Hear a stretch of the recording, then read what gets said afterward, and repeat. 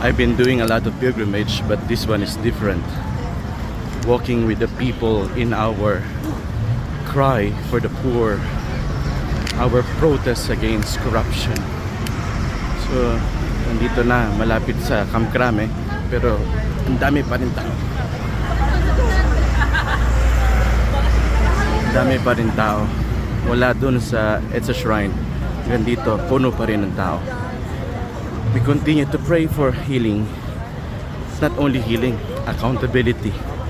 Ikulong ang mga magnanakaw ang ibalik at maibalik ang mga ninakaw sa kabayan ng bayan para sa bayan. At yung mga nanggugulo, tama na.